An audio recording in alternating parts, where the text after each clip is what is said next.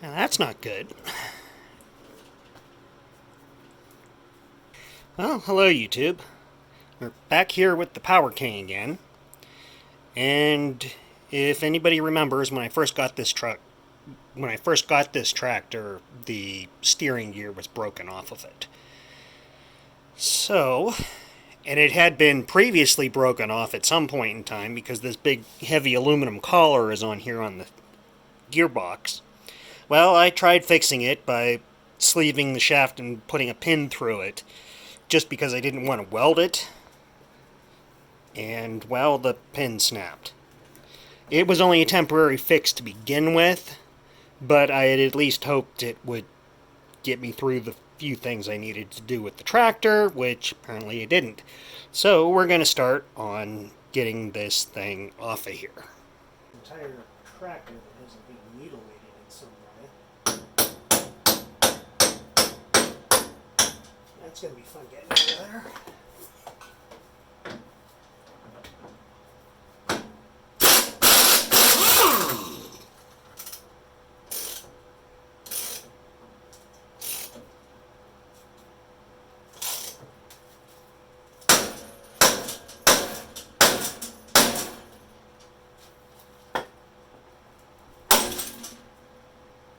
Thank you, Harbor Freight.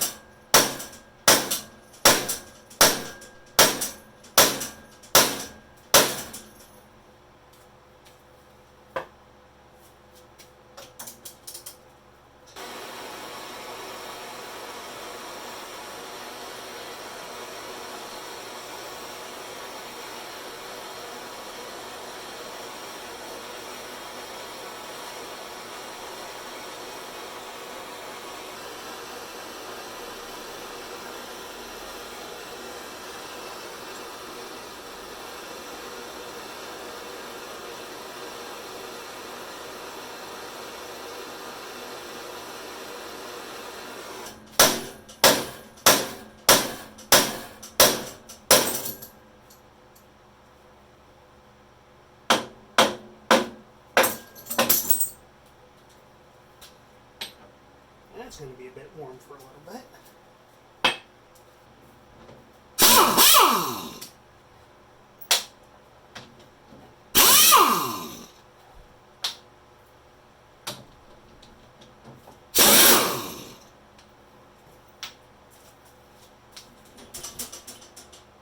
Oh, yeah, that's right.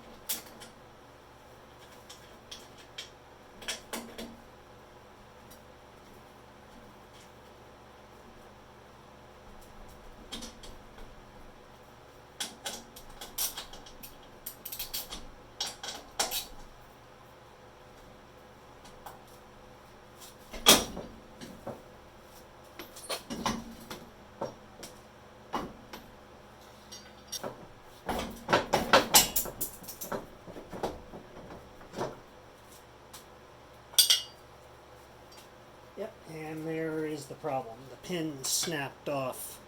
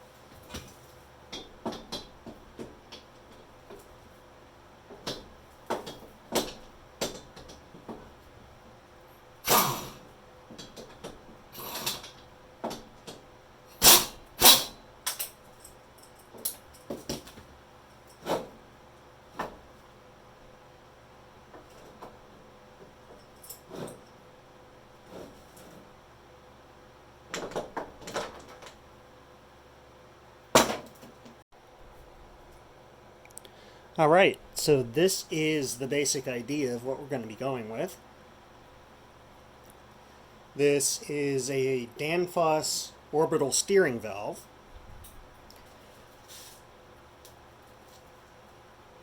Not sure what it was from. The steering shaft is from a Toro Reelmaster, and of course it's broken, so we're going to have to fix that somehow.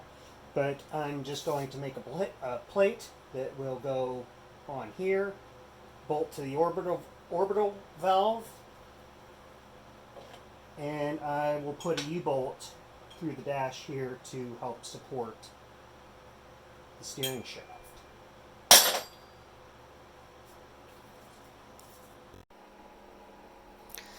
Alright, so got a little bit more done on here.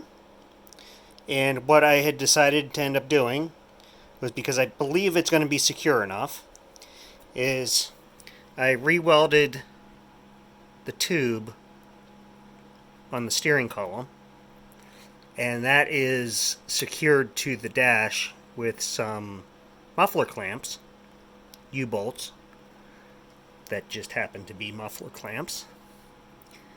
And here at the bottom we have our orbital valve. Now the steering column, you can't really tell. It does sit at a little bit of an angle because the orbital valve hits the flywheel housing, or the clutch housing I should say, bell housing, but I'm not too concerned about that. So that's there. This is the cylinder we're going to use. And this didn't go quite as planned, because my original plan was I have another cylinder that's practically identical to this, but it's a double-ended cylinder.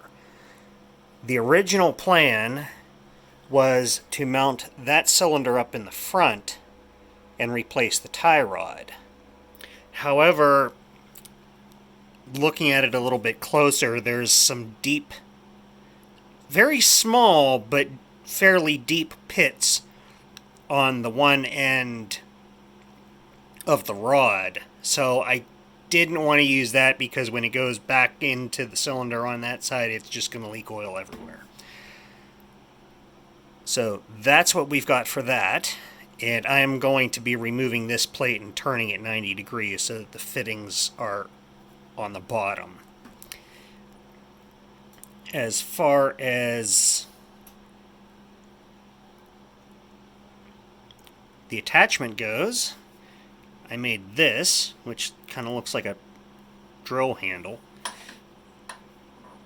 That is going to thread on the end of the ram, and we have to drill a hole in here. This is a lot long. This is only going to be about maybe that long when it's finished, but have to drill a hole to fit our ball joint, which is kind of actually like an egg joint, but we're going to use what we got.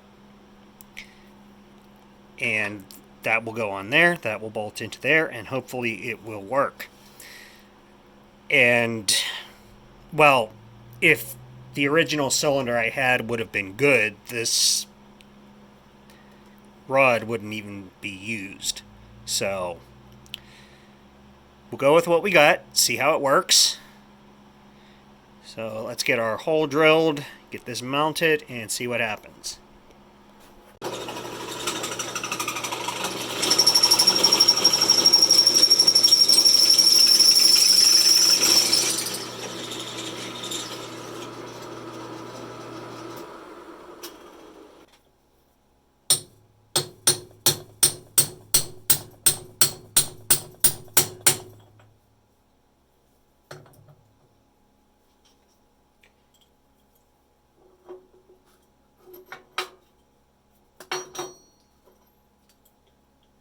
Lost our nut.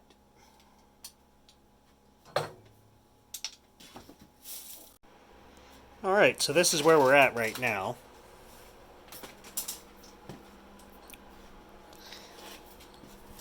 Almost thought I was going to have to completely pull the pump out. What I thought were flare fittings on the pump are actually threaded. There's swivel connections on the hose, but it's actually threaded into the pump. So luckily it was the same size as the flare fittings that I had. So this is the pressure side, this is the return side. Unfortunately, I couldn't take this fitting off. Or I couldn't put this fitting on without taking this hose off. I was hoping not to do that because I don't need to. This is the return from the tank, the suction line. And of course this one was the one that didn't want to come loose. Meanwhile, that one's the one that's completely rusted and corroded. That one came right off, of course. So we have our pressure line coming down from the pump to the orbital valve. From the orbital valve, this line got a little bit mangled, but I'm probably going to be replacing all these lines anyway, especially these two. But anyway, pressure line, or the return line, comes back because this is a open center system. So when you're not using the steering, it has full flow. So that line here is going to go to the hose that was originally the pressure line from the pump, which will go back to run the implements. I presume that's going to work. It might do funny things with the orbital valve. We'll see. Yeah. Anyway. So these two lines here, like I said, this is only temporary because this is going to be mounted differently anyway. But these two lines just are for the right and left steering. It pressurizes one side of the cylinder or the other. It makes the cylinder go in and out. Fairly simple. Again, this is sort of temporary. This is going to be how this is mounted permanently, regardless of how or what I'm using to steer it. I would, like I said before, I would like to get a double-ended cylinder or get the one I had repaired, which I don't think is going to happen, but I would like to get another double-ended cylinder that will fit and mount it up front so we don't have all this conglomeration on the side. Granted, these lines are going to go underneath, but this setup really isn't. I don't really like that setup too much. But we'll see if it at least works so I can at least move the tractor. So obviously it doesn't do anything now because there's no fluid in it, but it should steer when there's oil in it, in the system. I'm not positive on that. I do believe it should when it's not under pressure, and it will act as a manual steering, but we'll see. Anyway, back when we get that fitting, which is actually just going to be a nipple to connect that tube to one of my flare fittings I have. Alright, so we're ready to test it out. So we've got our line coming from the tank to the pump, line going from the pump to the orbital valve, going back up, going to the line which feeds the spool valve for the attachments. And this is going to be all changed anyway because I'm replacing the spool valve. And this is our cylinder, which is just still temporarily held on there. And we'll see how this works. The only thing that has me really concerned is that. Not sure how much that's going to make a difference, but let's see if we can fire it up and see how much oil we spew everywhere.